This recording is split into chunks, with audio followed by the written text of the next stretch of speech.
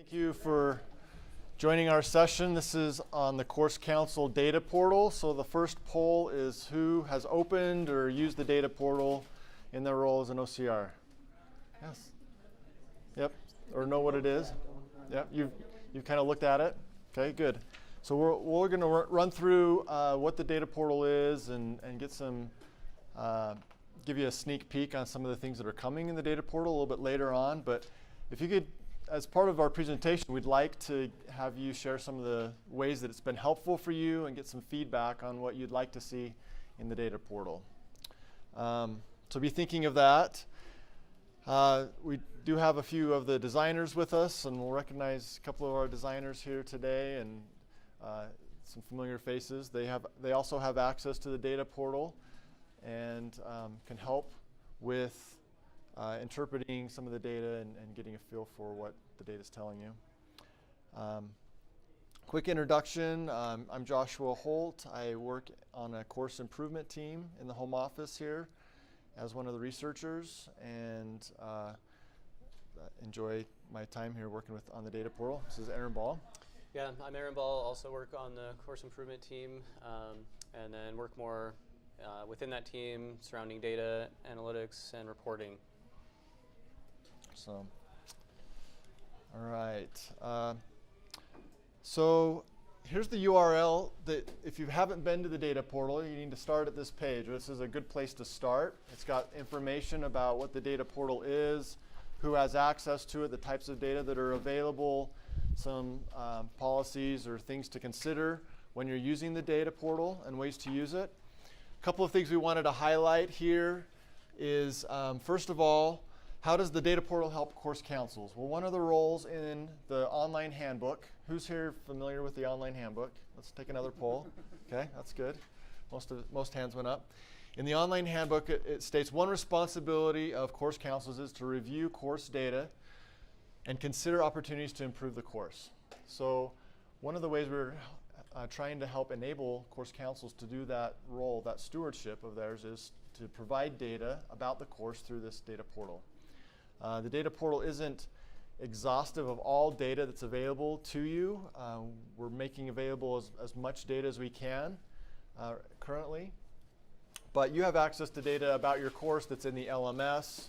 You may have taught the class for several semesters and have some experience data that you can consider as part of this. So this is just one other avenue for using data or considering data that will help you make informed decisions about the class. Okay? So that's part of the purpose of the data portal.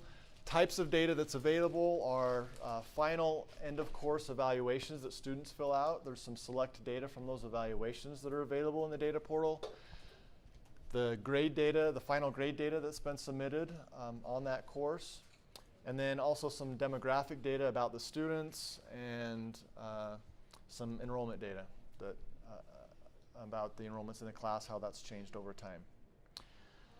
People that have access to the data portal are OCRs in their role.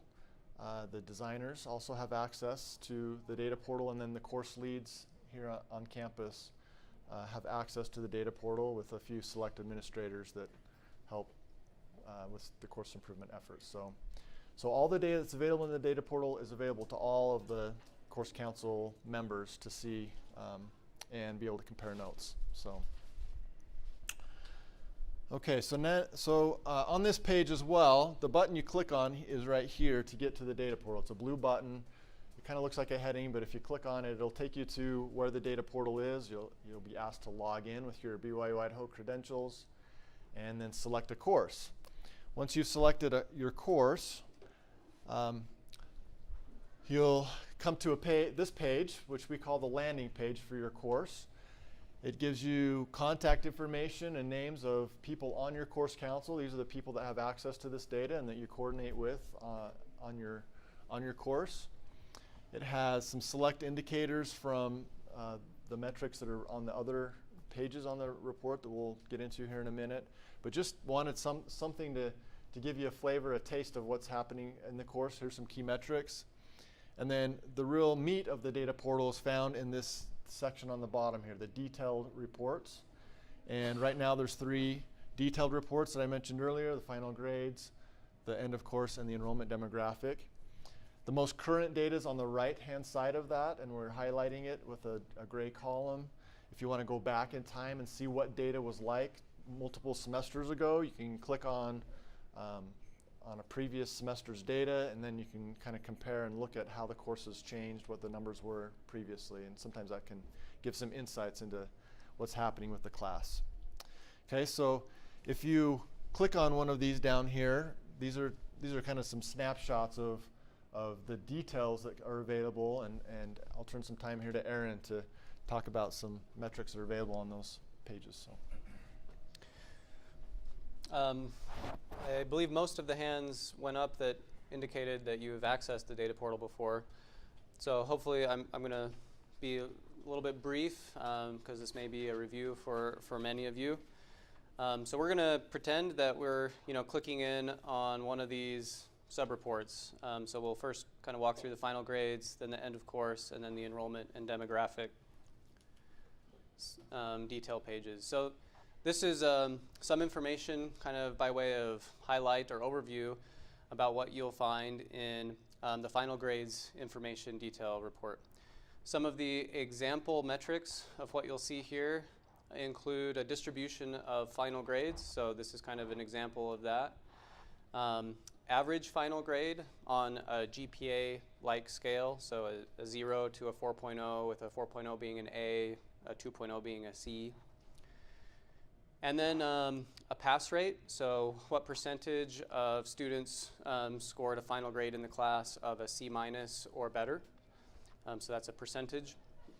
Those are some of the examples of metrics found on this particular detail page. On this detail page, we've included some reference entities that may just be helpful by way of reference to understand. So some information about the campus course and other online courses within the same department.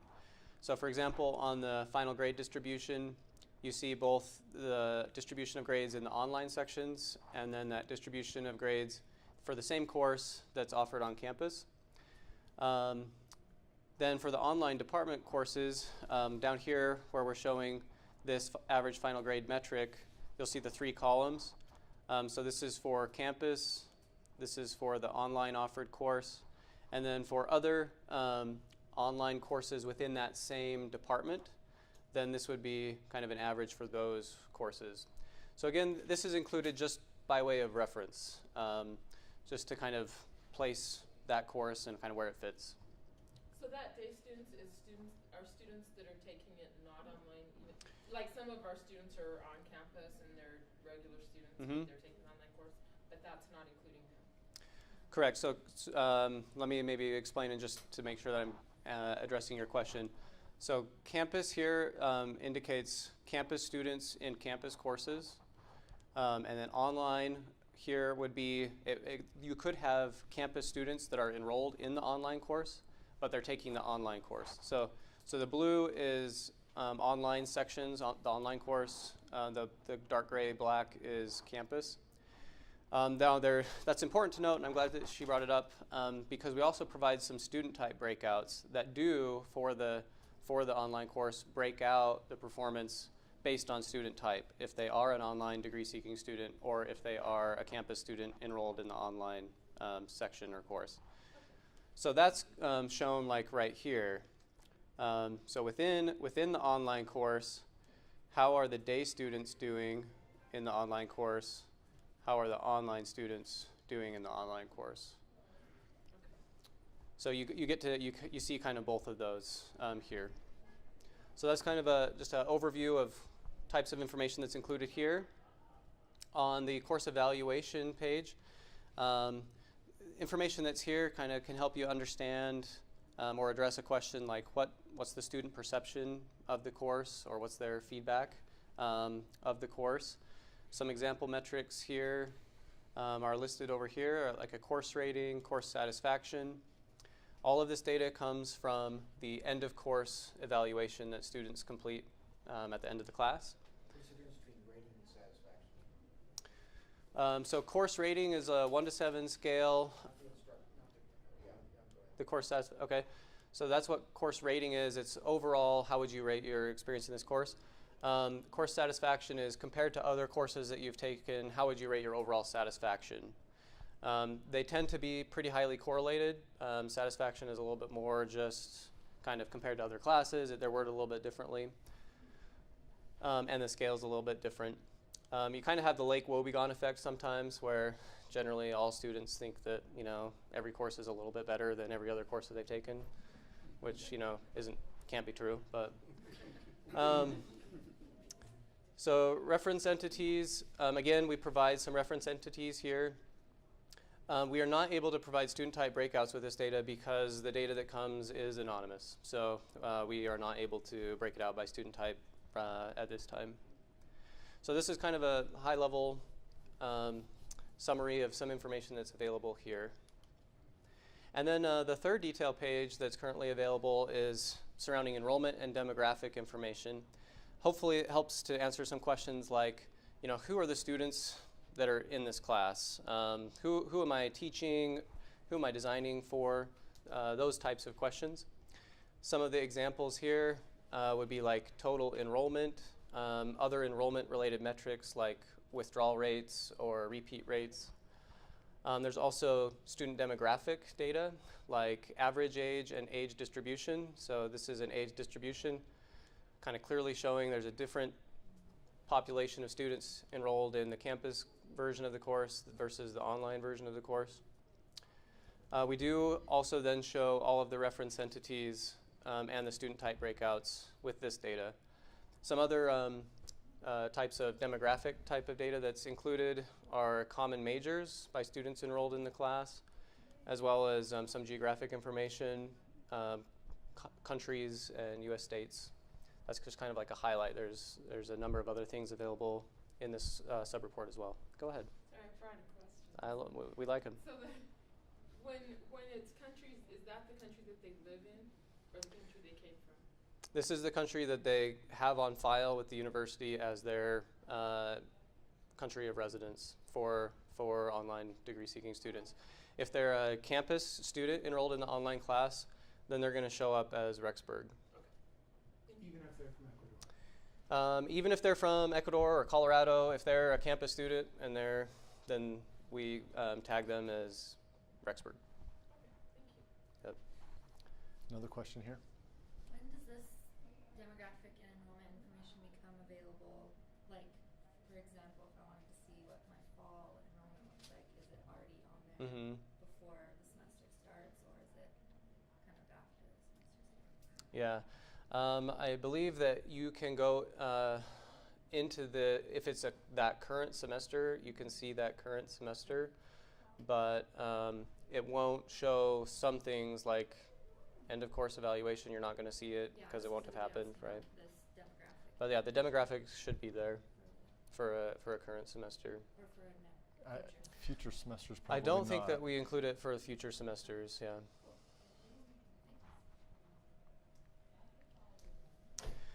Okay, so with that in mind and kind of with that priming, we want to receive your feedback and hear about your experience. So I think there's one more, yeah. So help us, understand what are your experience with the data portal? What's working for you? What's not? How is this helping you to fulfill your responsibilities as an OCR?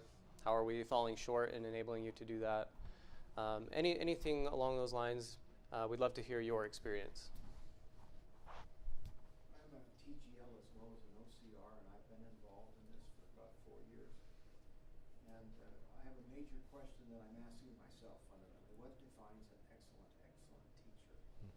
And what's my role in establishing that teacher? So as I look at these things, I can look and see how often a person's involved in a discussion board or what their announcements look like.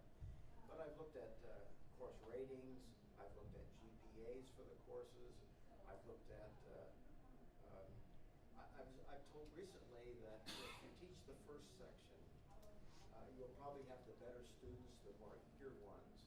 And the later sections will probably have people that did the last minute. And I'm seeing real differences. The midterm evaluation for me, I think, on one course was 5.5, 5.7, and maybe the other course was 4.7. I'm not remembering the numbers exactly. So one of the questions goes through my mind is, how are we all faring that are teaching that course? So I look at the different people teaching the same course, and then I wonder how we're really doing with respect to the university.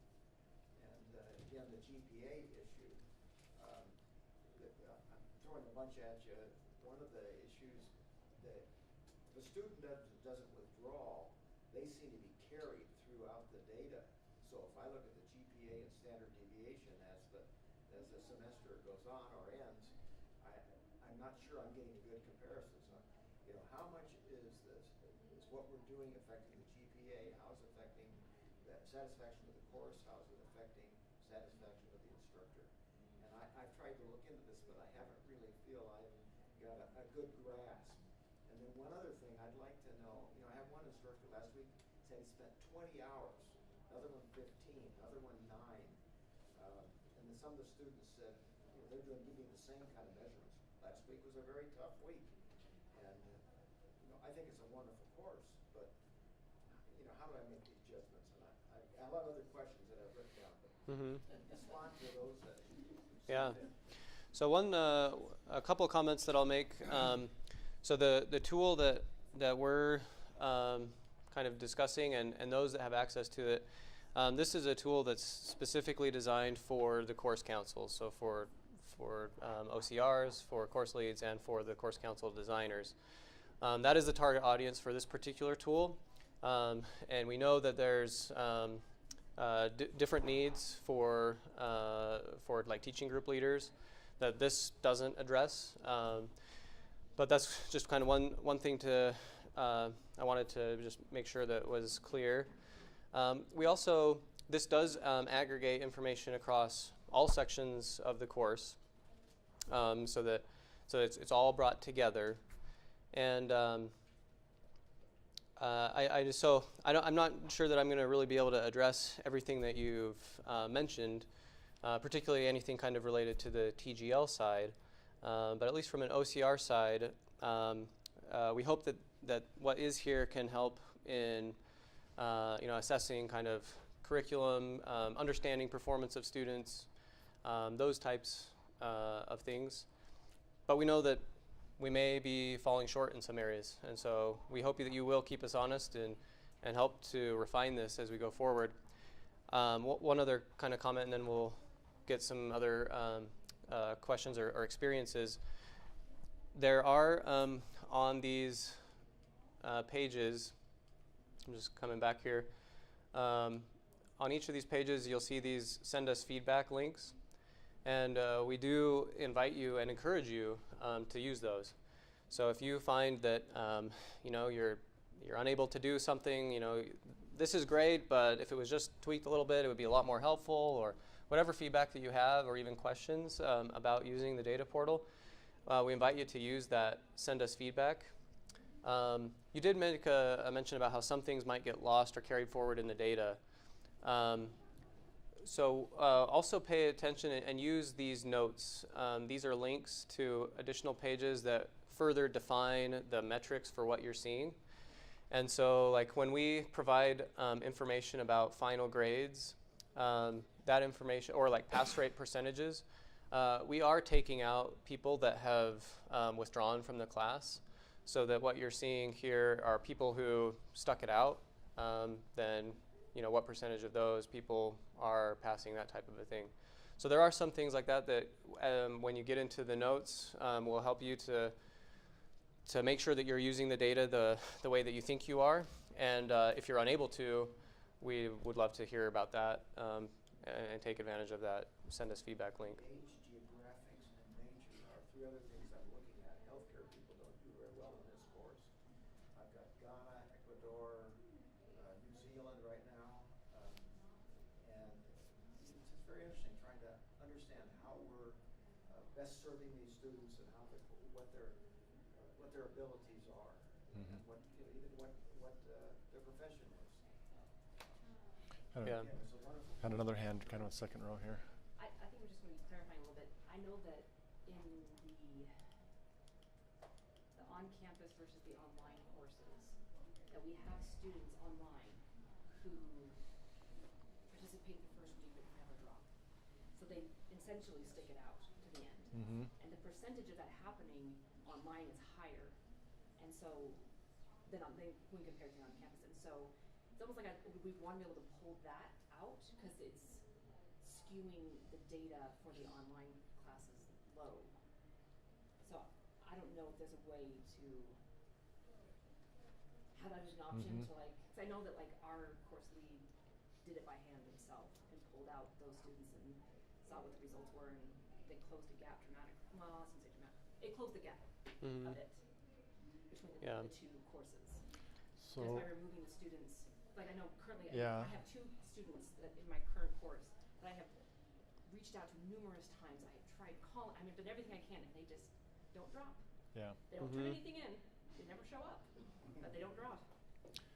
Yeah, so that may be a course by course kind of situation where it's happening in some courses and not another. And we could revisit the way that we are doing our calculations if that would, we're open to that. But we're kind of hitting what we call an 80-20 rule here, where we're trying to meet the needs of 80% in a simplistic and informative way, and we're never going to hit the ones that need the advanced data. Now, with that note, we do provide access to download some data. So underneath some of the tables, you can click on final grades, for example, you can click a download link, and that'll pull the data from the data warehouse, so that you can do some advanced statistical analysis in Excel or other packages if you'd like to do that.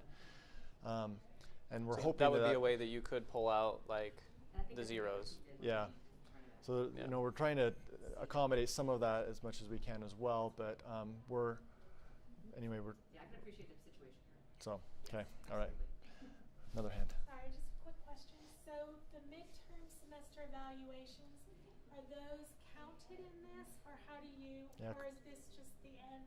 Currently, the mid-course isn't included in the data portal. So, yeah, appreciate that feedback, and we'll.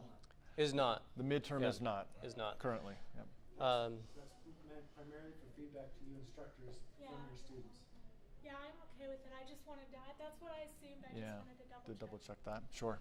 Front row. That was just one observation that I noticed in the course on the FD 211 Pakistan course. But it seems like for the final grades, the campus-based course, they always have a little bit more course distribution of the A's and B's, and I'm just wondering, does that mean that the online course instructors are grading harder, or it's harder for the students we grade to get a good grade in the online course, or is it just the campus-based course instructors are just Santa Claus and giving up a lot of A's out of it? Those questions, I think, are perfect questions for a course council meeting, right? So we're not the ones. I just got out of that. We're not the ones necessarily to answer those specific questions, but turn to your designer and your course lead and say what we're seeing a difference here.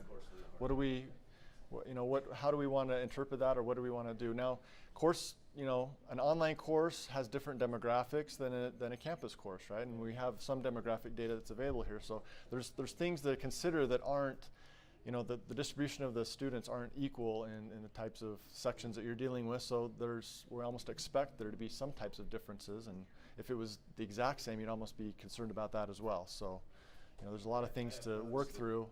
I've noticed the difference also between the earlier sections that get versus the later ones that get added on. Yeah, I think that was mentioned. Type of students that Sure. It's kind of interesting because my understanding is that they don't start with section 1 first. It's more random than that. Later sections aren't necessarily higher numbers. No, they open up, like I was section 1 last semester, then 2, 3, and that's the way they opened them up. And we always joke, oh yeah, I got a section 5, and it's different students. And since I'm the OCR, I'm the first one selected now in my course. My students are much higher quality students, and their GPAs are higher. So I think the courses that you're referring to are pathway courses, but the other ones are not like that. That's right.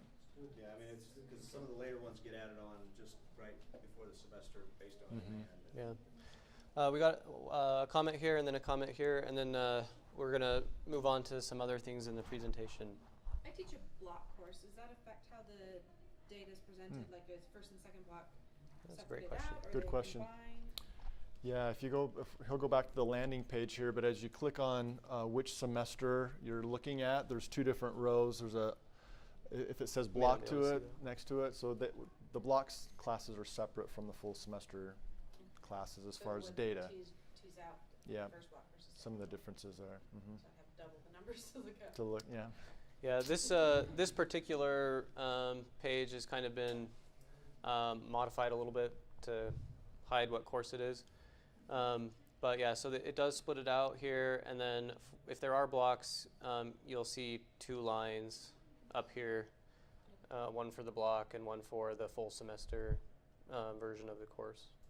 Yeah. Over here. Oh, I was just gonna say that in our course council, when we get together as our course council and stuff, then our designer pulls up this information and we go over and talk about how the course is going and how well it's serving students and online versus on campus. And it's been very useful to us. Thank you. Great. All right. So for the time remaining, what we'd like to do is discuss with you and give you a sneak peek on some of the things we're working on, additional data sets that are going to be coming into the data portal, and get your reaction, get some feedback from you in your role, and see if the things that we're developing are going to be helpful. So that's where we're headed, and we'll have some time for discussion and feedback on this as we wrap up as well. So the first data set that we have here is what we call scored or graded activities. It's essentially a course-wide grade book. Okay, so in the same sense that we're collecting data across sections, aggregating it, and displaying in the portal, this is for all the graded activities in your grade book, but pulling it across all the sections into one place. So it's a course-wide grade book, and it'll have its own link on that landing page. It'll just add a couple of rows onto that front page, and you can click on which semester you want to get to. Okay. So this is our first foray into LMS data from Brightspace, getting it into the data portal. We're doing it for online courses only at this point, so there's not going to be a reference to the campus course for this particular data set. I think I mentioned this. It's aggregated, so it's not section level data. And one of the caveats to this is the way that we're able to do this is we're using the activity name in the course. So the way that courses are created at BYU-Idaho for online is you make a copy from the reference, and all the section levels are created from that. That keeps the names of the activities all the same, and we can harvest those names and aggregate the scores across sections. And then as long as the name stays the same over time, then we can also draw the data from the previous semesters and show how what the data is like on a timeline. Now, you may make some changes to an activity or change a name to something, and then we're not losing data. It's just that it's going to be named something differently on a previous semester than it was on the current semester, and that may be okay in the sense that you know what it is and what the differences are, but that's one of the caveats that are related to this data set. So if you can kind of imagine on that front landing page, clicking on one of the links, going into the detail, we're now going to see a page that shows for one particular semester, here's what the grade book for all sections would be like. So as we get into this, I just want to provide context that what you're seeing are mock-ups. They're prototypes of what we may be able to deliver. So what you are seeing here may not be what actually ends up coming out, right? So there's no guarantees at this point. But we are creating some prototypes, some mock-ups, and we really do value and want your feedback. We really do hope to understand, how this will or will not be useful and helpful for you in performing your responsibilities as OCRs.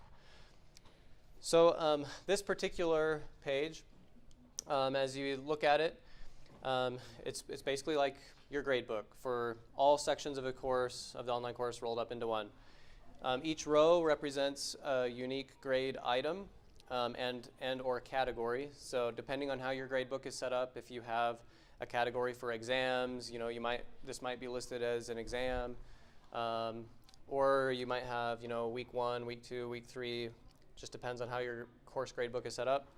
And then each row would be a particular graded activity or an assignment, like exam 1, exam 2, discussion activity 1, 2, whatever they might be. So those are the rows.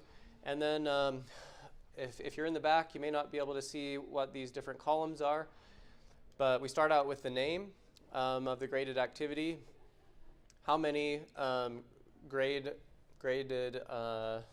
have been submitted basically for that activity, the points possible, the average score among all of the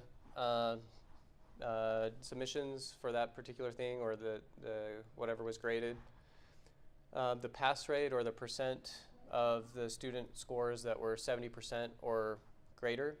And then at the end, we have a distribution chart that has kind of 4 bins in it. So kind of a 90 to 100% A bin, B bin, C, and then D and F. So if you're seeing, you know, all green, you're seeing like 90%, 100%, everybody's getting A's.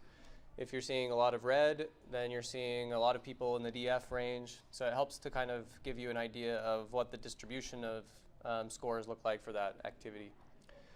We'll show some additional slides that have some other concepts on them as well.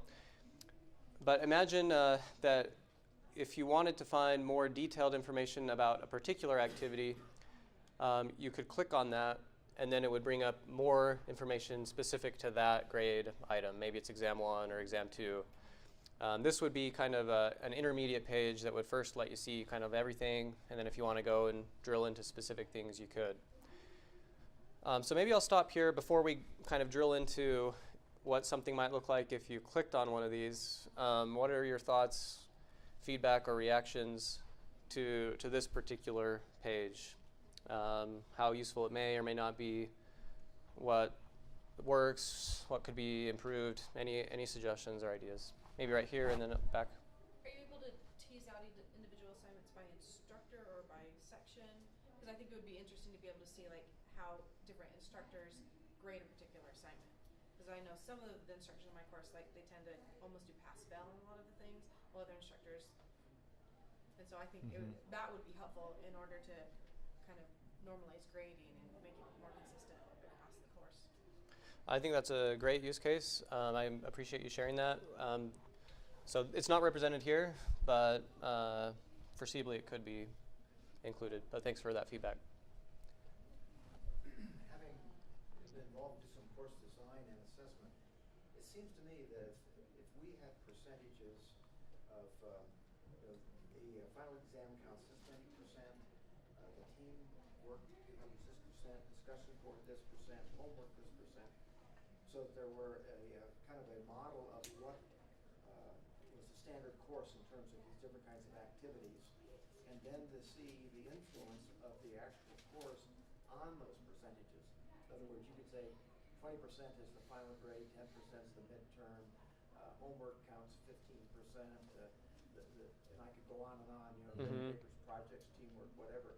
But that would be really a keen thing. I think that the school should maybe it depends on the curriculum, have an assessment of what activities should have what influence on the grade, and then look to see how the students are doing on those activities. So I'm going to kind of repeat what you're suggesting, what I understand.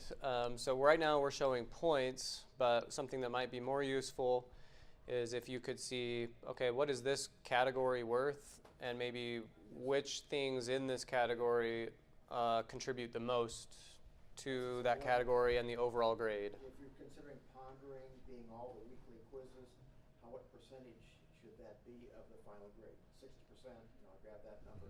Then have the other major activity areas, and then be able to break each one down to see if this is a particularly effective week or ineffective week as we're understanding what they're learning, because oftentimes this week depends upon the 2 previous weeks, and so you're seeing a building.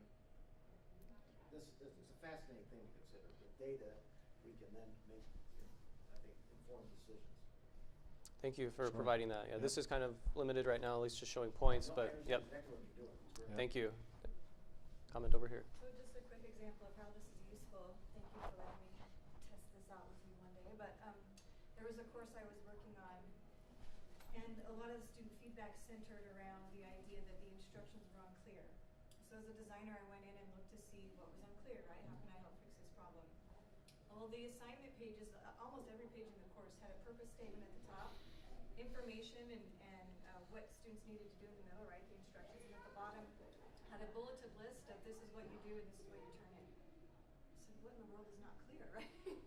And so you guys helped me with one of these sheets to be able to try this out, and we were able to see which activities specifically students were doing worse on. And so then we could go to those activities and say, okay, if we focus on these, what can we see about just these? And we found that overall the instructions weren't clear. The instructions were unclear on a few key items, not throughout the whole course.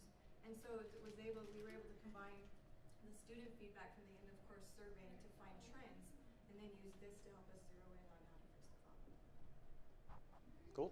Yeah. Thanks for sharing that.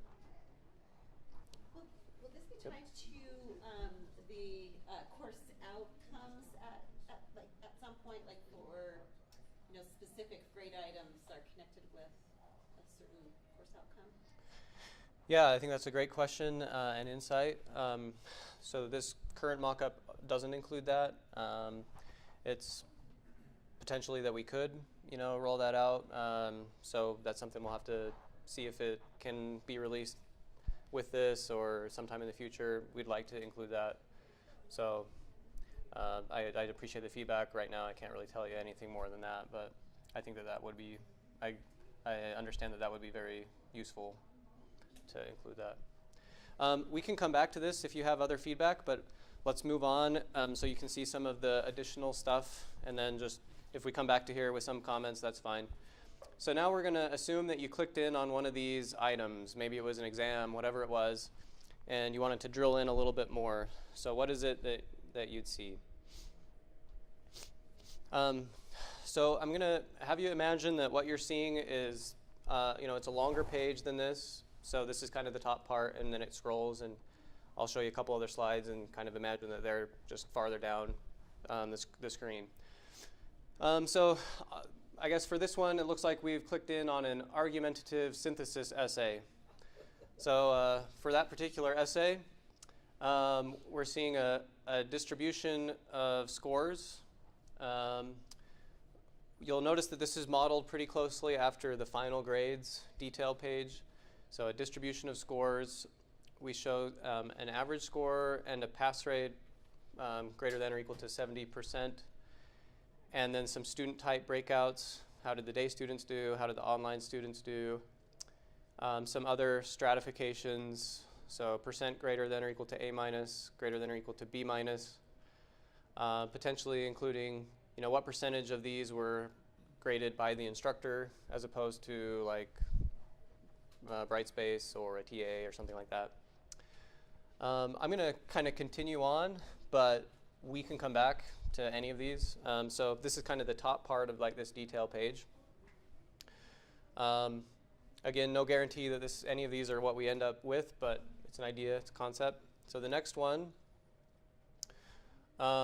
so what you're looking at is a selection or a sampling of instructor feedback that's getting provided to students on this particular activity, on this particular graded activity. And it's stratified by how the students perform. So in this top group, we've got students that performed well, 85 to 100%, 70 to 84, and below 70. You'll see what percentage of students within each of these groups received feedback, and then kind of a sample of what kind of feedback is being provided on that particular assignment. And then kind of if you continue scrolling on the page, then you could see some historical information for this particular graded activity over time. So maybe right now we just have 2 semesters worth of data, but as this grows, you get like 6 semesters worth of data or so, and you could see these metrics over time and like a chart, so maybe the number and then a chart showing you what's kind of trending with this activity. Maybe you know that in your course council you made a big change to a particular exam or some other activity, and you want to see, okay, we know what it was last semester, now we changed it, let's see what happens to it this semester. So we just kind of went through some additional kind of prototypes, some concepts here. So your thoughts and feedback, we can kind of move back and forth through these as helpful, but what are your thoughts? What's helpful, what's not? Percentages, so the ones that I look online, you have the A on the left, Mm-hmm. you have the 90% on the other side. Yeah, the distribution Okay. chart, kind of flip the So, axis. Yep. so kind of flipping this, putting the 100% over here. Okay. Great. Yeah, that's good feedback. Right here, and I don't know, did you have your hand? Okay, over here. On the comments part, can you help me understand why you have 3 groups there, but on the front grade part you have it into 4? So you've got the A, Mm-hmm. B, C, and then D, F range, but this one doesn't max out. Okay, so the feedback would be, hey, maybe let's have that be consistent. So let's do 4 here and 4 there, or 3 there and 3 here. Okay, so some consistency there. So you can do feedback that's separated by what grade they got? So this is, what we're doing is this is aggregating and showing some examples of feedback that instructors have provided to students. And then what we're doing is just grouping it together this is here. instructor feedback student. Yeah. Pardon me. Yep. So we're just grouping it by how the students performed. Sorry. Yeah. What if you did audio or video feedback, or in our course we do a rubric and it's not Mhm. inside iLearn because we can't get it in there, and it's put in the feedback as an attachment Yep. to a file. Would that show up here or probably not? Yeah, so a lot of feedback does end up here, but not all. So if you're posting links like to screencast.com or whatever, you'll see the link, but you won't necessarily see like the video feedback. If your course is using like Turnitin and you're providing inline comments in the actual document that's submitted, that's not going to make it up here. So there are some limitations, but if it's any feedback that ends up in the grades area that a student would see there, would show up here. So if it's provided at a quiz completion or a discussion board or a assignment, any of those types of places, and comes here, then it would be included. Yeah. I could see how this would be very helpful for grade norming, because that's kind of a big concern that I have with my course. And so to be able to show the other instructors in my course examples of feedback, and I think that would be helpful. Okay. Good. Other reactions or reactions to anything else in feedback? here? What about iLearn rubrics? That wouldn't pull into there either, right? So if they used even if rubrics built into iLearn and they were leaving even personalized feedback, Mm-hmm. edited, they left personalized feedback, even that still isn't going to make it into that report, right? Because it's not going into the right box. So feedback that is not included in this is like if there's any type of feedback that's left at a question level in a quiz, like if you go to a specific question and leave feedback on that specific question, that's not included. There's a couple places like that. Rubrics right now are not included as part of this. As a broader statement, Josh mentioned that this is kind of our first attempt at bringing learning management LMS data from Brightspace into the data portal. We hope and plan to, over time, continue to add some additional data from the LMS to kind of further enrich this. And rubrics might be a possibility that we could look into at a later date. Right now, it won't be coupled with this. But like rubrics and student usage and some of those types of things are possibilities. Yeah. And just as a reminder, as you're looking at the data and you see or wish you could see something, remember to click on that feedback link and just send us data. That's information that we're getting as you're sending it, and will help us kind of shape and plan for what would be most meaningful to you in your role. So we mentioned that earlier, but use that feedback button on those pages. So in the back. There's a check